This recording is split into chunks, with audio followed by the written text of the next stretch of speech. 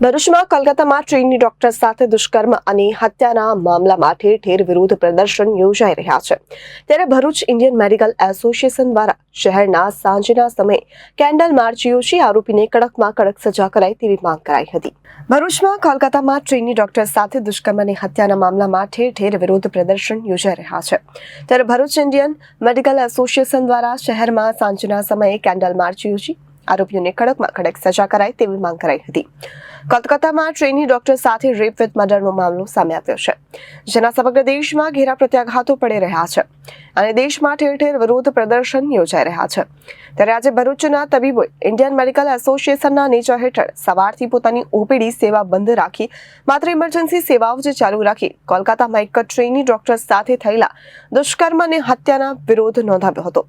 જ્યારે સાંજના સમયે શહેરના પાંચબત્તી ખાતે એકત્ર થઈને સેક્રેટરી પ્રગતિ બારોટની આગેવાનીમાં પાંચબત્તીથી હોસ્ટેલ ગ્રાઉન્ડ ખાતે કેન્ડલ માર્ચ યોજીને આરોપીઓને કડકમાં કડક સજા કરાય તેવી માંગ કરી હતી।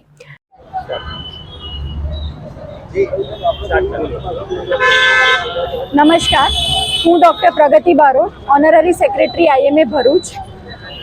આજ રોજ આજીકર મેડિકલ કોલેજ કોલકાતામાં થયેલ દુઃખદ ઘટનાના વિરોધ પ્રદર્શનના ભાગરૂપે અત્યારે 8 કલાકે IMA ભરૂચના તમામ ડૉક્ટર્સ તથા ભરૂચના મોટાભાગના પ્રોમિનન્ટ NGOsના સહયોગથી અમે એક પીસફુલ કેન્ડલ માર્ચનું આયોજન કરવામાં આવેલું છે।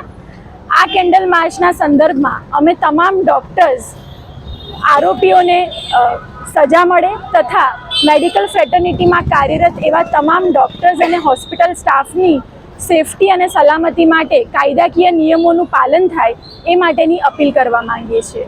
Thank you. Reporter Viral Gohil, Janadesh news, Bharuch.